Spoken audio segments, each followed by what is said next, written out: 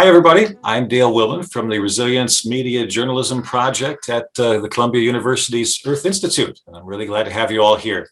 If a photo is worth 1,000 words, then millions upon millions of words have been written since the advent of the internet.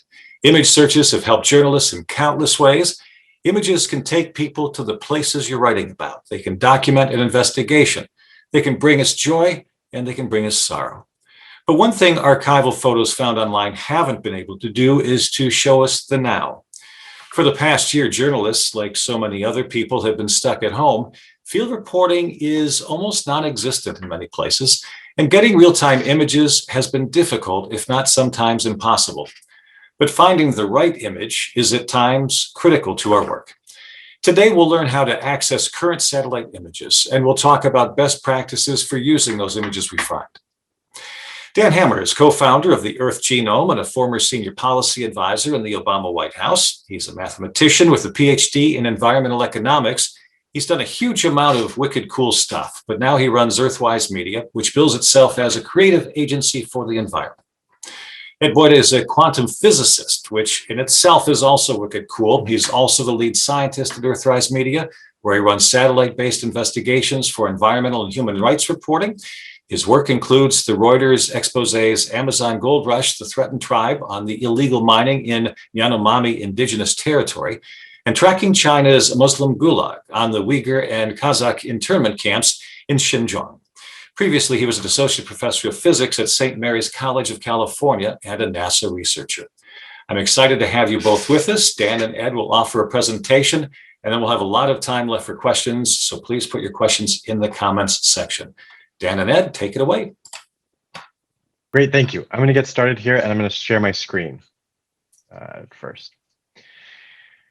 What we'll do here is I'll give sort of a brief introduction about who we are, what we do, and where we came from, very, very brief, and then go into sort of an even briefer overview of the current space for satellite imagery. And then the real presentation will be Ed sort of demoing the actual use of the available free imagery that's available, so that you can get started by actually pulling down the images today.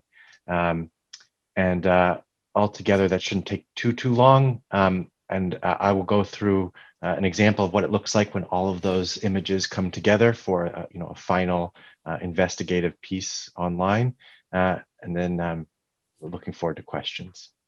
So with that, I'll get started. We are, as Dale said, we are a digital agency for the environment. What that means is that when generally like a high-profile fancy person says, we want to do something for the environment with data, and we want to put it on the internet, we're one of the groups that they'll come to help design and spec that out. We got our started in this space early on.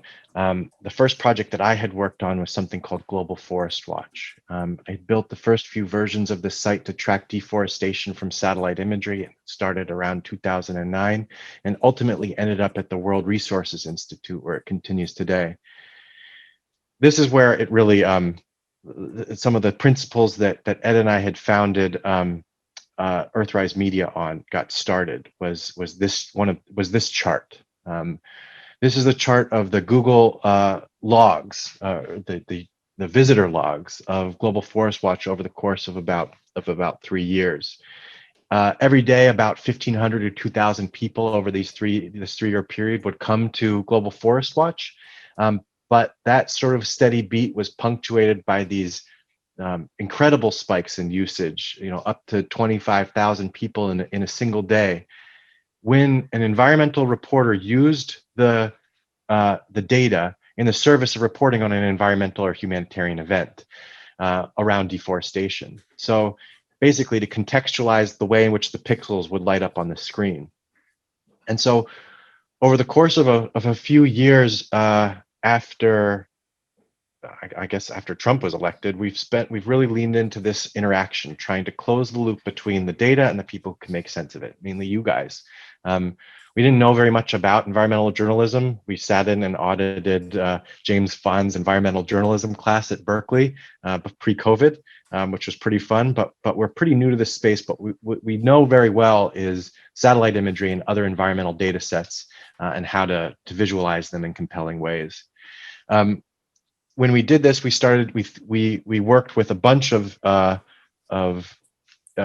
journalists to do some long-form investigative pieces, and dozens of other sort of smaller illustrative pieces where we take this satellite imagery, which offers a low-cost, globally comparable and compelling source of information about the way in which the Earth is changing, and it's accessible to us in sort of accessible, as you'll see. There's still some barriers here, which are material, but you can get going pretty quickly with some good stuff. I will note that, you know, and I'll show this part later, but when we were working on tracking China's Muslim Gulag, which is basically just Ed, and I'll take credit for it, but you know, the Chinese government was saying one thing, and we, as you know, two people in Berkeley sitting in a cafe, could refute the Chinese government in a compelling way. That was really powerful, and that's not unique. There's, you know, thousands and thousands of these stories every day that could be materially enhanced with satellite imagery, either to corroborate or validate certain events. It's not broadly comprehensive, like you can't use it for everything, but what you can use it for, it's actually quite powerful, and it's finding the places to do it. Okay, so that was sort of a brief introduction of who we are. I'll tell you a little bit more about the space. It would be really great if you could just go to a site and say, I want an image of this world, of this part of the world, and I want it for this time frame, and I'm willing to pay $20 for it or something like that. But that doesn't exist. It actually has existed in the past, and it's been cut out or has been shut down in a number of ways before. And these aren't technical reasons that they get shut down. These are structural or market-based reasons for why it gets shut down. The real issue is that there's this gigantic elephant in the room associated with this data medium, which is the U.S. Department of Defense and other military industrial complexes in the world, but certainly that's the big one. They are the primary driver of the market for Earth observation data in the United States, and independent environmental journalists can't compete. I mean, you guys might have really deep pockets, but they're not as deep as the Defense Department, and that really does shape the way in which you can access and use and publish the data. So we don't expect anytime soon for the commercial sources of satellite imagery to be made widely available for journalists. There are piecemeal ways in which to get it, but no time soon will we see sort of like a tool that can be developed and actually has been developed in the past in order to just seamlessly access this imagery. What Ed can show, though, and what he will show, are the free sources of imagery. So commercial sources tend to be high resolution, where each pixel is around 1 meter or better, represents 1 meter on the ground.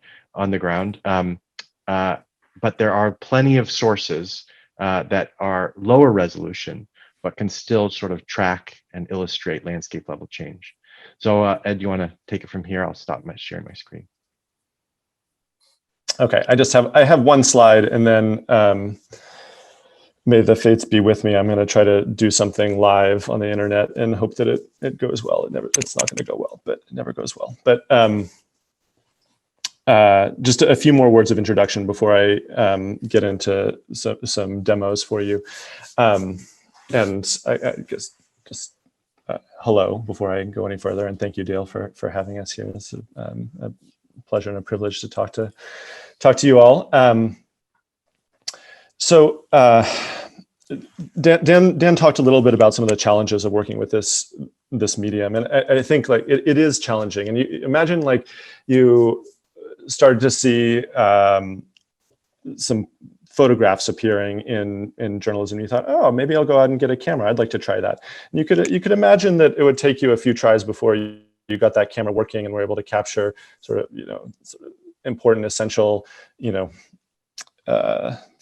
essence of some story that you were trying to cover with that instrument. And it's the same for satellite imagery. It takes some practice to know what's good to look at with this medium, and also where to find the materials.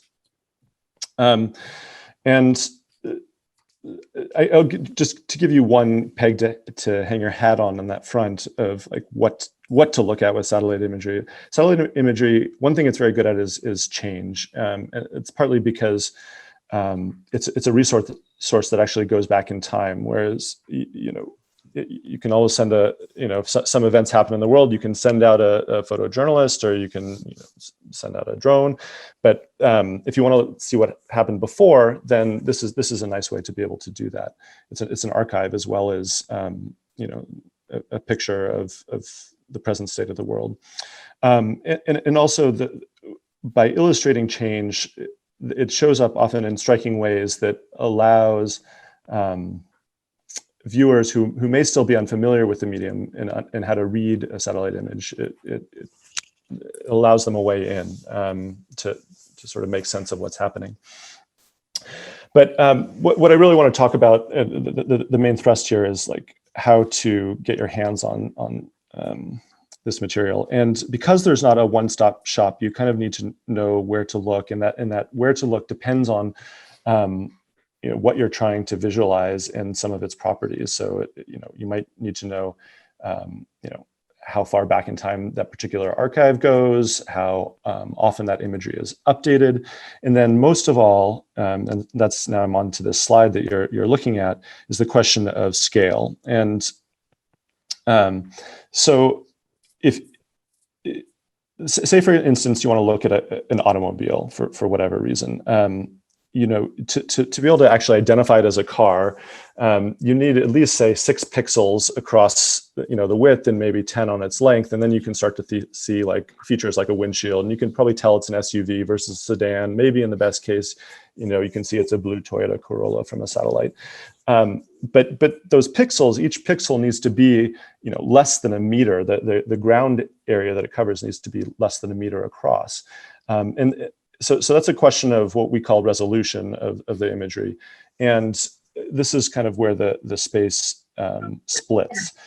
So if you want resolution of a meter or sub-meter, you need to go to the commercial satellite providers. And the Maxar, Airbus, and Planet Labs are the names to keep in your minds there. And you may have luck just looking for a journalism desk or a person who sometimes works with journalists at one of those places and emailing requests. But that's kind of what you're looking at for a process there. It's not freely available. On the right-hand side of the screen here, you can see individual trees, and you can see these individual buildings, and some detail of what is a landscape that's in this case been devastated by artisanal gold mining.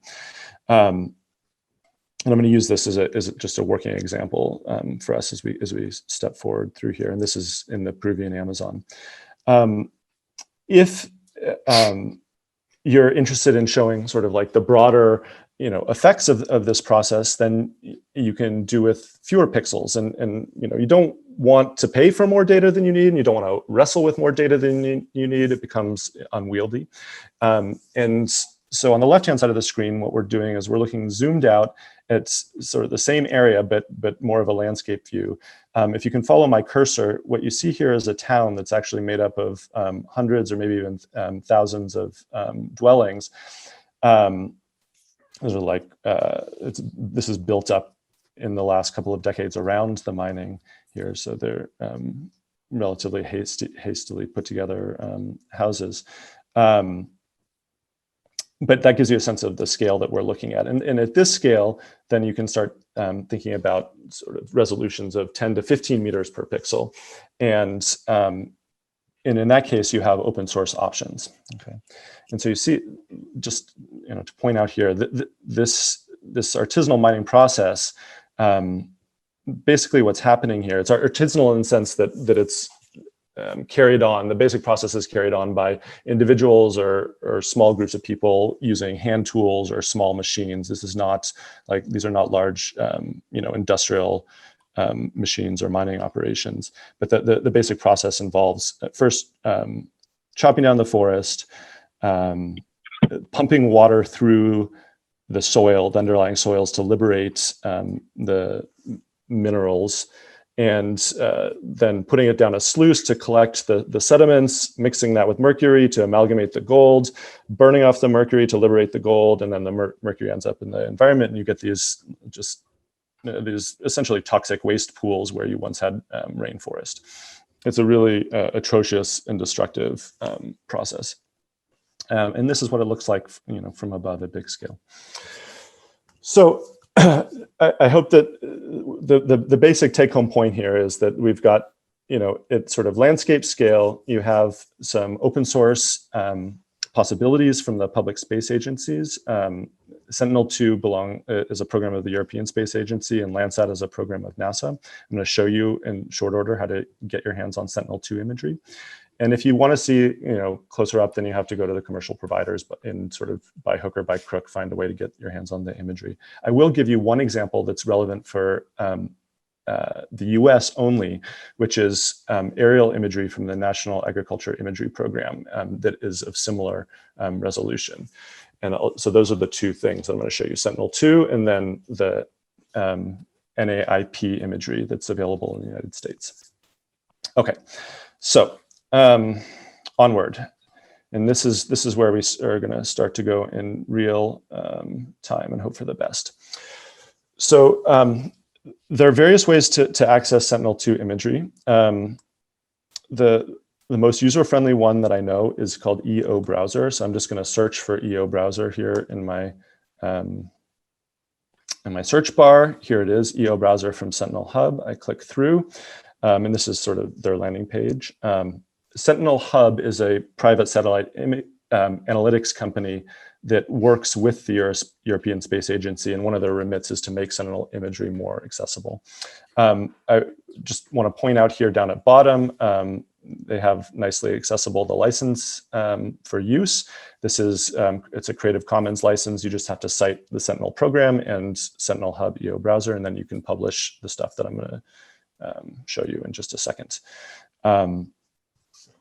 And so we enter with this button, start exploring, and then we get into the tool proper. Okay. Sentinel imagery, it's 10-meter resolution. It's captured every 5 days, 5 or 6 days, everywhere on the planet. So it's, if there were a jack of all trades of satellite imagery, it would be this. It's kind of like a nice middle ground in terms of imagery. It's captured frequently. It's freely available. It's a nice consistent product. It has a lot of virtues, and I'll show you what you can see and cannot see with it. But so we're going to start. They always in EO Browser, they start you out in Rome, because why not? Everybody likes Rome. And I'm just going to accept the defaults for now and just show you what it looks like. So I'm just going to hit the search button, and what you'll see, there are two ways to get to imagery. There's a carousel here on the left where you can flip through and choose images, or you can point to a particular point on the map and click, and then it will give you some suggestions for that particular location, as opposed to other locations on the screen, the broader screen. This is one that's nice and mostly cloud-free, so we'll go for it. So I just click through, and then the imagery should load. The question? Or? Okay. So this is the March 11th, 2021 Sentinel image over Rome and environs. And so you can get a sense of this, the sprawl in the city and its, sort of geographic relation to the coast.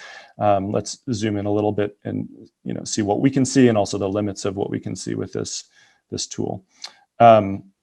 So this is the Palatine Hill. This is the Colosseum. You can see it there. This is Vatican City over here, St. Peter's Cathedral and the square in front of it. And at this level, you can get sort of, a feel for their relation, where they sit in the city. But if I zoom in, you'll see shortly that it doesn't get any sharper. Okay, and that's the limitation of the resolution. This is 10 meters per pixel, and so that's as good as you can see. You don't want to publish a picture of just, the cathedral using Sentinel imagery. But it's always nice to have a picture of an Italian city with the terracotta roofs and a river running through and some bridges. And so we can grab this imagery. We just go to the right-hand side of the screen. This is the download button. Click it.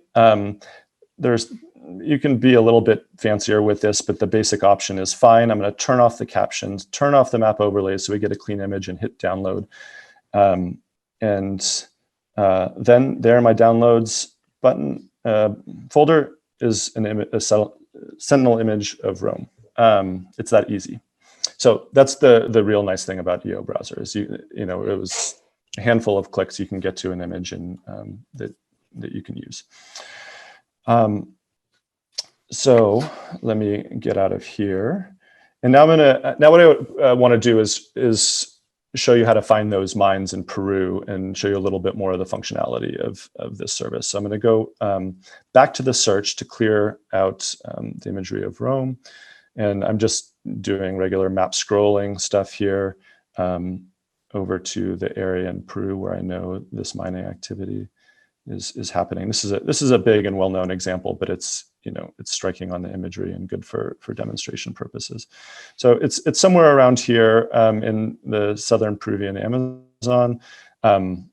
We'll be able to refine where we are once we get some images to look at, as opposed to just the map. So I'll just show you a couple more features of this platform.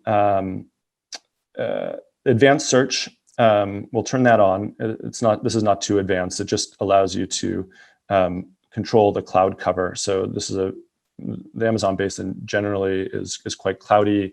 And so I'm just going to restrict this so that only images in which maximum 40% of the pixels are cloudy are going to be allowed through the search function. And then I'm going to choose some dates, and you can use the calendar here, or just type it in. I know that there's some nice imagery from April of 2020, so we're going to go for that. 2020 0430. So I'm just setting some bounds here, and then we're going to search. And again, you can click on the map to. You can see the lines there. Those are the borders of the satellite tracks. So the satellite, collects a swath of imagery, and that's an edge that you often have to wrestle with because what's next door might not be captured on the same day. But I'm going to use just on the left. I'm going to go through the images. This April 19th I know is nice and covers the mining territory I'm interested in. So I bring it up by clicking on it. And here you have the Sentinel from April 19th, 2020 of this mining territory. And again, just to remind you, so this road that you see moving through there, that's the transcontinental highway running from Pacific to Atlantic across the South American continent. This is a town of population order thousands to set the scale, and this is all destructive, mining activity. I'm again going to drop this into what's called the compare bucket, the compare tab here. This is the button to do that. So I just click that, and you see that my compare thing. Now there's one image in my compare function, and what I'm doing that because I want to go look at an earlier image to show you the change. So going back to the search functionality, I'm going to look in 2016. The Sentinel archive only goes back through December 2015. So this is a relatively new satellite sensor. The Landsat archive is much deeper, but harder to get at. But we're going to look for July of 2016, again, because I know there's some nice images there. And I have to do one more thing, which is in this advanced search button, is to turn on the L1C. And I'll explain what that is in a minute, but let me search first. And then I'm going to go and, here are my options. You see, a lot of these do have clouds. This one looks pretty cloudy, but over the mines, you see that it might be okay. And I'll just go for it just to show you what an image with clouds looks like. I don't know if you will have picked up on this, but notice that this image looks a little bit bluer than the one that we had before. And that's because it's an L1C image. And so this is just generally something good to know about with satellite imagery, is that satellites look through 400 kilometers of atmosphere, and that generally gives the images a bluish tint that needs to be corrected for. So you can correct for it by hand, and in the cheat sheet that I prepped for you all that Dale will share after the seminar, of just links to points of access for the imagery. There's also a link there that talks about sort of if you want to color correct the imagery by hand. Sometimes it's done algorithmically. So the first images that I showed you, they were algorithmically corrected, but it just happens that if you go back to 2016, it's not in the archive, the corrected image. So you're just going to have to, you'd have to do that by hand in this case, or, get access to that algorithm yourself. But for now, let me throw it into the compare bucket by pushing that button. So now we have 2 in compare, and we're going to go there and we're going to compare. And so you have a slider here, which is basically just, reveal or hide the images, and you can order them how you like. But so now we're looking at the 2016 view, and let's go back and look at the 2020 view. And so you notice now you can see the difference in color, right, from the removing the atmosphere in this more recent image, the 2020 image. But then what I focus sort of in this part of the image, you can see just the dramatic expansion of the mining that's happened just in the last few years. And so this is, the satellite imagery will show you that this is still a very much active territory. They've actually, the provincial government in this part of Peru has actually done a lot of work in the last year or 2 to try to crack down on this, and also to sort of engage the local communities to provide alternatives for economic development. And it sounds like they've had some progress, but this has been a problem area for a long time for deforestation and in this mining activity. And then if we want to actually get these pictures out, we just go back, and we have to go out of the compare back to discover, and pick that image again. There it is, and then we just go to the same place. The download button is there on the right side. We turn off the captions, hit download. And there's our image showing the mining in this territory. And you see the clouds are a little disruptive. You might want to go and look harder for a cloud-free image. And then you can do the same thing for 2020, and you could put them in a juxtapose or something in a news story pretty easily to show how the mining is expanding. So that's the tour of EO Browser and Sentinel imagery. Let's see. I'm going to switch now to show you this one other resource, which is the EarthExplorer from the U.S. Geological Survey. Okay. Let me switch over here. Well, that's what it looked like this morning. Let me show you what it looks like now. EarthExplorer.usgs.gov. It's in maintenance. This is not going to work. Fortunately, I saw this morning that it was going to be in maintenance, and by sheer luck, managed to take some screen cap. So this is actually going to be done not live, but by screen cap, because it's not online right now. Such is life. So EarthExplorer is it's a huge repository of all sorts of different data sets, different from different satellites, from different non-satellite repositories. I mean, aerial imagery as well. And but it's not as easy to use as EO Browser. And so what I'm going to show you here is it depends a little on the resource that you're going after, how easy it is to work with. But I'm going to show you one of the easiest ones, and it's also valuable because it is high resolution imagery that you can get with a few clicks. Besides the NAIP imagery, I'm going to show you. NAIP again is National Agricultural Imagery Program. This is where you get Landsat imagery from NASA, and it's where you can get some really incredible old declassified spy imagery going back as far as 1960. It's captured in black and white on actual film that they recovered from space, that they put in a capsule from the satellite and dumped it back down through the atmosphere, and then picked it up with a naval airplane. So it was parachuting down to the Earth. And I'm really enjoying that's kind of new for me, and I'm really enjoying working with it. But anyway, you see here, this is what it looked like this morning. The warning about systems maintenance saved me. And here I'm going to show you how to use NAIP imagery to look at some relatively recent development of solar power infrastructure. So I try to, when covering the environment, often feels a little grim these days, and so I try to think of something that's upbeat to share. And so this is progress, and we're going to see.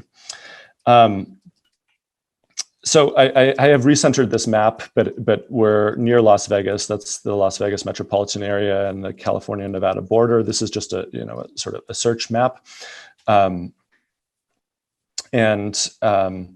then I sort of zooming into this area that I'm interested in. Actually, you can see it. It's right here on the border. These little splotches are what I want to show you. I'm zooming in. These are all like giant solar parks that have been developed in the last couple of years, but we're going to actually look at these three shiny things here, which are not conventional solar cells, but concentrated solar plants. I'll show you what those look like in just a minute. So to actually get an image of these things, this is what you need to do. So I've zoomed in a little further, and then you can either sort of enter coordinates by hand, or I just said use map. That's the easiest thing. You click that button and you see there's a blue point there and a blue point in this corner, and it's basically just said, this is my area of interest, what I'm looking at now on the map. And then I'm entering a date range. I'm going to say something from 2020 or forward. One of the limitations of NAIP is that it's aerial imagery, and it's captured once every year or two, depending on the state, and it rotates through the states. So this is a very different kind of time cadence to what you had with Sentinel. But there is imagery captured in the last year and a half, and so I'm just going to restrict to that. Then you go to data sets. This button here, that's the next step in this process. Now I've just gone up to the top of the screen. We were on search criteria. Now we're on this tab called data sets. And you see, these are all the possible things you can find on this site. There's Landsat, and all these things have submenus. Sentinel is here as well as another way to get Sentinel, but not as easy. The declassified data I mentioned is there. And we're going to be looking at aerial imagery. And so we expand the aerial imagery bar, and the NAIP is, we just click that, and then we go to results. Click the results tab.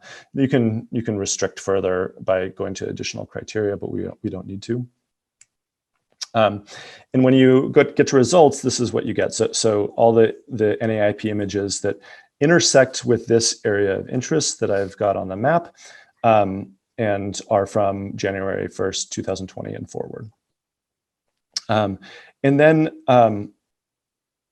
you see that there's a bunch of different tiles, and you can use this footprint tool to show you where in the area of interest. Now it's zoomed out slightly. This is the area of interest that we had before. And then these footprints, I've clicked them to highlight where the particular image tiles are in relation to that area of interest. I want to go for this yellow one. So I could look at the metadata if I want, and I get a preview image, or I can click this button to download. And this is one case from the site where you can do one-click downloads. It's not always the case. And then you get this, once you click that, download options, you click full resolution, and it drops into your downloads folder, and I did this before because these are big files of like 400 megabytes. It's a zip file. Double click to open, and then this is what you get. Now, I'm going to show you something that looks terrible first, and then explain how to make it look better. So I just double click. If I double click it, it opens with preview on my Mac, and you see this is not an image that you want to look at. And the reason that it's like this is that the recent NAIP images don't just have red, green, and blue channels. They also have infrared, an infrared channel where they're capturing light from the infrared band, which is important and useful for a lot of analytical purposes, but we don't want to look at it. So we have to strip it out, and the preview just interprets it as a transparency layer, and so it's basically like masking out most of what we want to see. So let me close out of that. Fortunately, this is easy enough to do if we just drop this into Photoshop, and there are other ways to do this, but this is super simple if you have access to Photoshop. Photoshop actually will basically do it for you. There's my image. If I go and show you the channels here, you see that there's red, green, blue, and also alpha, and that's the fourth one, but it's automatically deselected it. So you can just export from Photoshop and get the image. And what we're looking at here, I am really excited about these things. So I want you, first of all, to notice that you can see a lot of detail in this imagery. It's really nice, high quality imagery. But then I also want you to notice, this amazing, I'm a physicist by background, so I want you to notice the amazing alternative energy infrastructure here. So these are actually all, the array that you're looking at are not solar cells, but mirrors. There's a couple 100,000 of these in the three arrays put together, and they track the sun, so as to beam the sun that hits the mirror onto this power tower. So this is, you can see from the shadow here, this is actually quite a high tower, and it's lit up brightly on this side. And you can see a little bit of the sky reflecting from the mirrors as well. It's nice, some nice color. And so all the sunlight is beamed into this one spot where there's some molten salt that gets heated up by the sunlight. And then that molten salt is used to create steam, and the steam is used to generate electricity as you would with a fossil fuel plant. So anyway, it's an alternative kind of solar technology. But that's, so that's NAIP.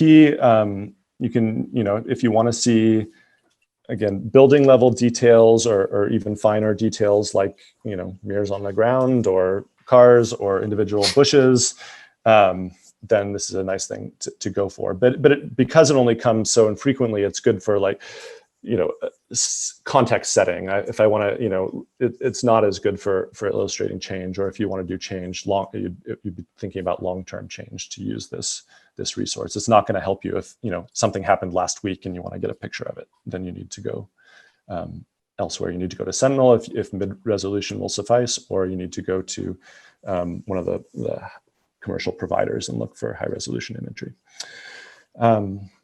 And I think now I can hand it back to Dan.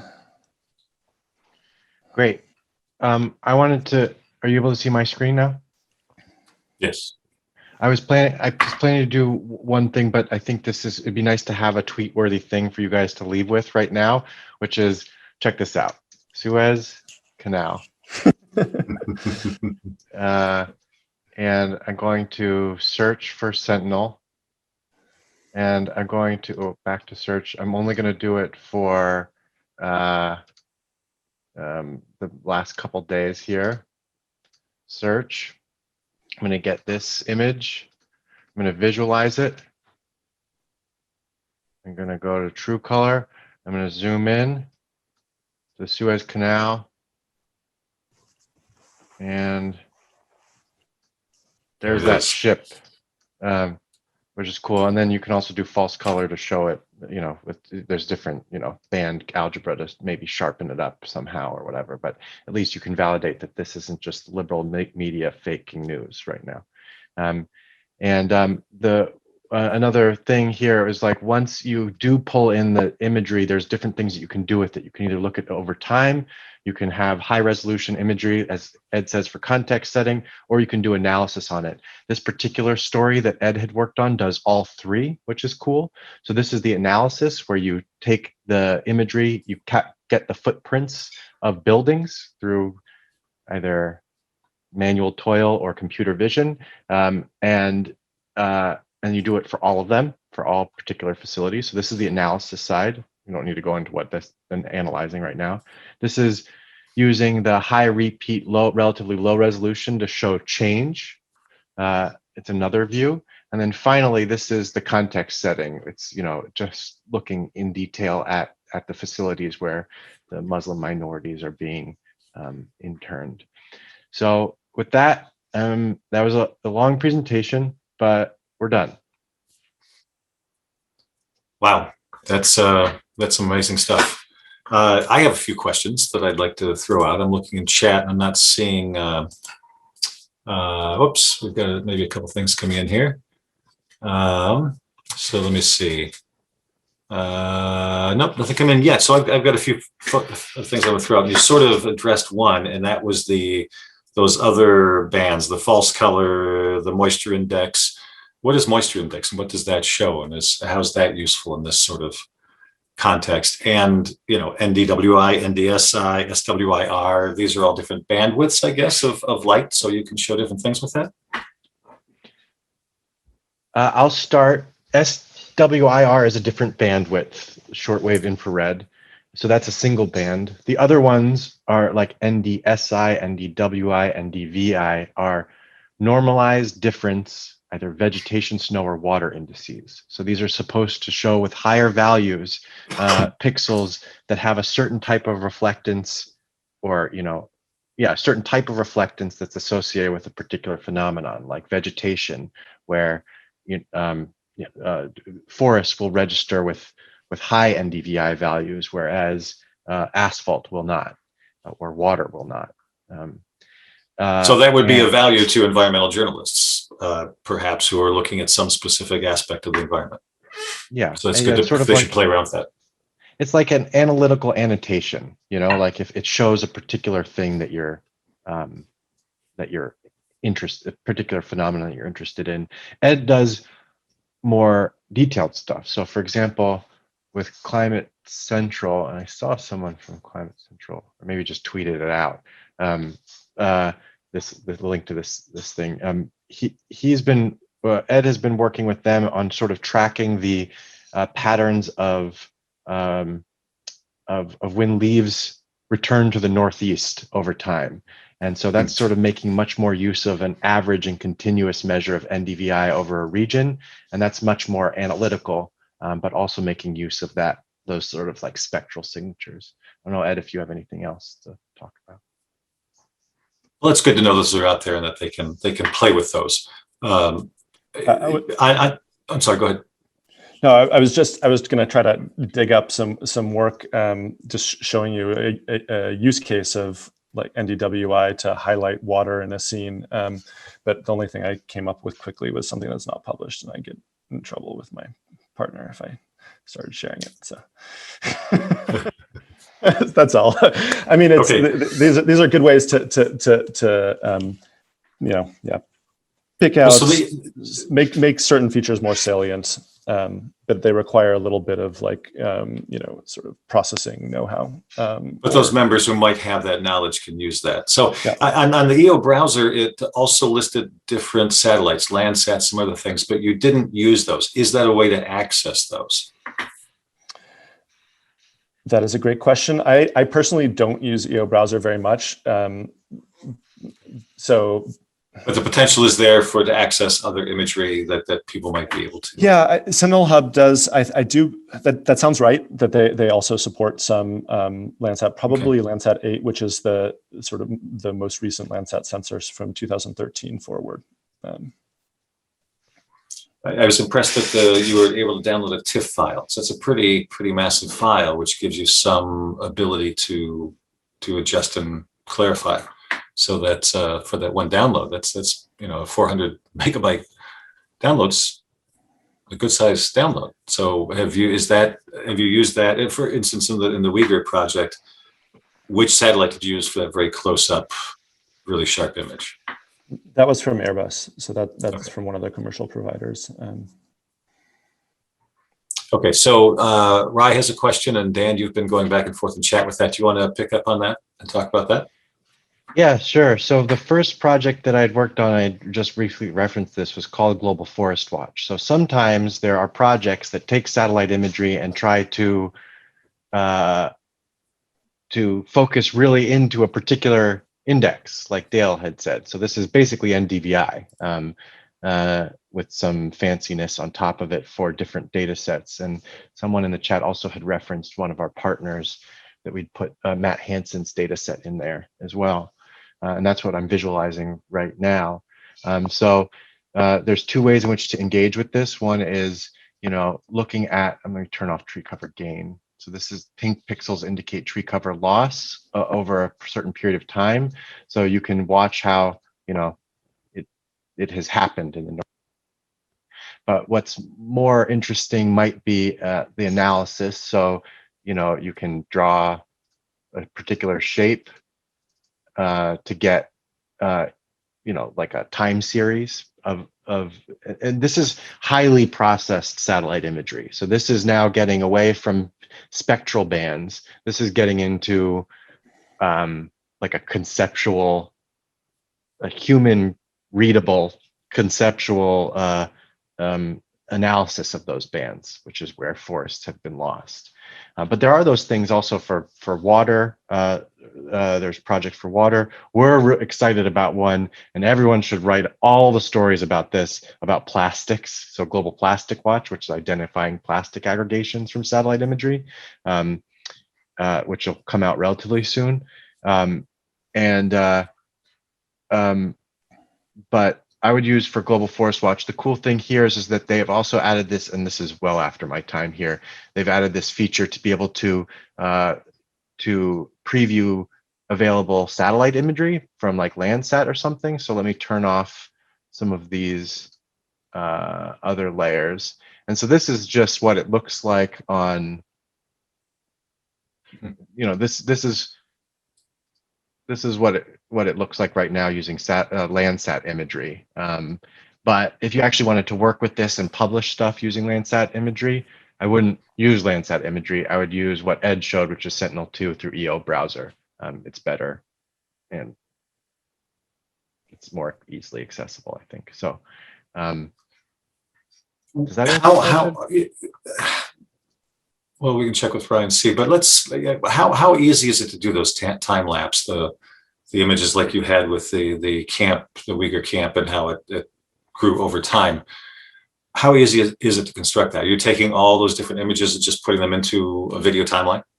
Okay, so it's that simple. Yep, just right. You could put them into however you want to make a GIF, Photoshop or whatever. But Kathy's got a question. Before we get to that, I want to ask one quick thing. You had mentioned the National Agriculture Registry photos. I don't think, did we come back to that?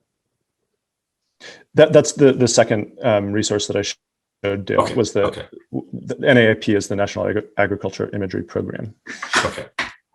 So the Ivanpah solar, concentrated solar was an example of that.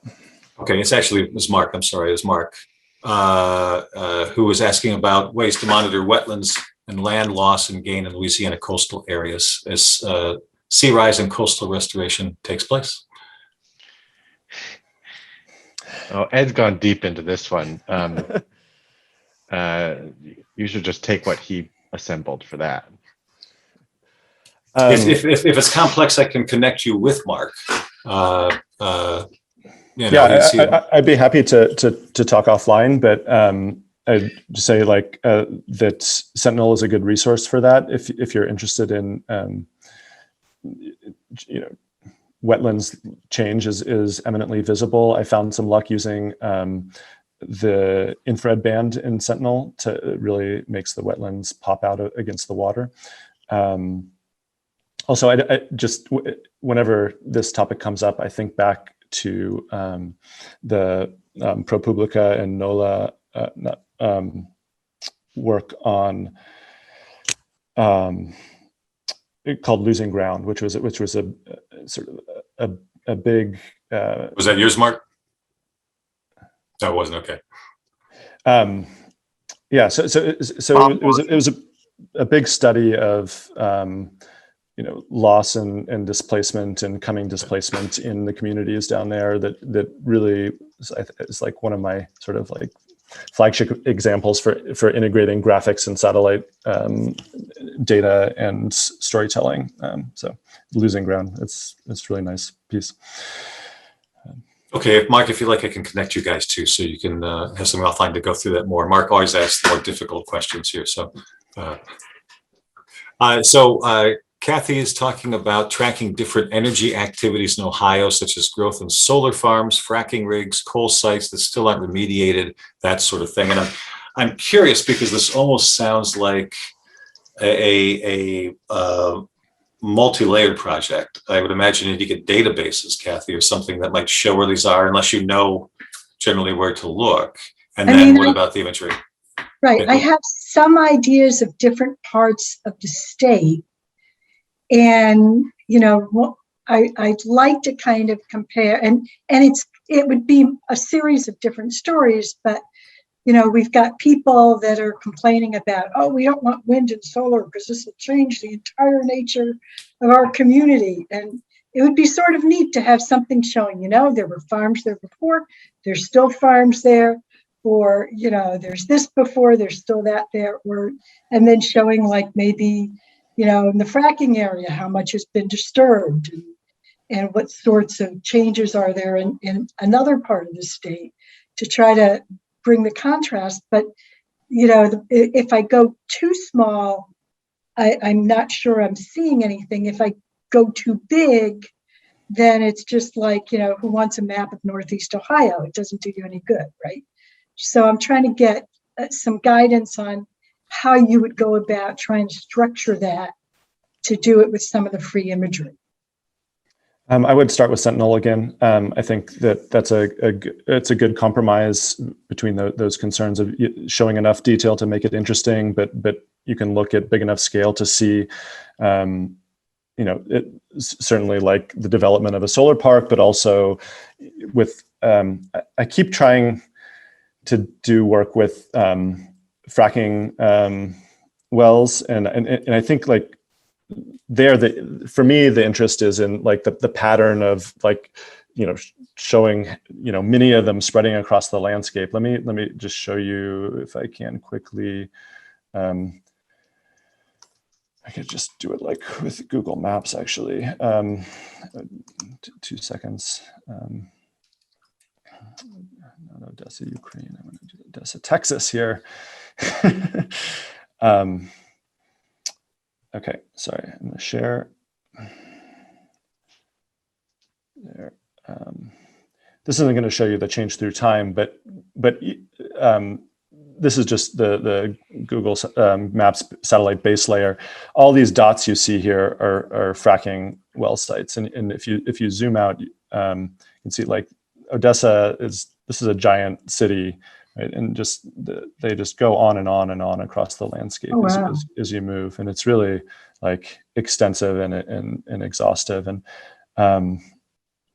also this is super interesting to see the change through time. This is almost all grown up in the last decade, and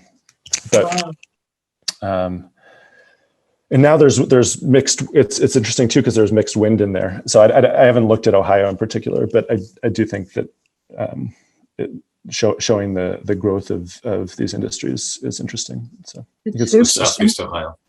Yeah. Thank you. That's great. And thanks for calling up the Suez Canal earlier too, because I sent out a pitch on that earlier. Perfect example. And Kathy, I'd love to see you do that. I forget the processing plant. Is it for natural gas from the fracking down in Southeast Ohio, sort of west of Pittsburgh, below Steubenville? Be interesting to see change there over time, because that's what I forget how many, like $1 billion or whatever the heck they're putting into that to build it. Yeah, maybe a waste. Yeah, that'd be a fascinating thing to see build as fracking seems to be peaking a little bit in Western Pennsylvania and those areas around there. Okay, so we had a question with Nano about best tracking of rapid development in Florida. So I would assume it's the same sort of thing, that a time lapse over time of a particular area would be a good way to present that, and which satellite would be best. If you're thinking about like urban growth, Sentinel is a good place to start, and Landsat if you want to go back before Sentinel was available. The Landsat archive goes back into the 70s, actually, although it gets increasingly hard to work with as you go back, but it's good for that sort of purpose. And Bill, it's a good idea about organizing some of this data for SEJ and for a tip sheet presentation, but also the question about how these compare to Google Images and the differences between what you get from Google and this. Well, so I mean, the first thing I put on the tip sheet that I put together for you all was Google Earth, and like that's always the first place I go to sort of research and get ideas and sort of understand what's going on. The time lapse function on Google Earth, especially, is super useful. The image quality on Google Earth is variable, and the availability is sporadic, and so. But on occasion, we have had occasion to just take a screenshot out of Google Earth and publish it. They do have a fair use policy. So how frequently do they update? Because I'm in the process of moving, so you use Google Streets to look at the neighborhoods that you're investigating, and their images are so, in some instances 10 years out of date. So yeah. How frequently does Google Earth update their images? It's really spotty depending on location on the Earth. In some places you'll get an image every 10 years. Some places you'll get 10 images in a year. It's really variable. So you just have still is much less than what we're talking about here. Much less frequent. Yeah. The nice thing is it's at your fingertips. So it's a great place to start. Okay, I think we've got through the questions for now. Anybody else has something they want to raise their hands on very quickly? We're at our time here. So if no other quick questions, let me, we can wrap things up. So I want to thank you all for joining us, and I want to give my thanks to our guests, Dan and Ed of Earthrise Media, and this is fascinating. There's so much to explore here. And the thing I like about it too is that there's so many layers. So you've touched on and introduced us to these great outlets, but with the different spectrums, the other things we can do, this has created a very interesting, I think, some strong ideas for people who are more technically focused with this sort of stuff. So also a quick process note for journalists, a video of this webinar will be posted in the next few days at the Earth Institute blog called State of the Planet. The address is blogs.ei.columbia.edu.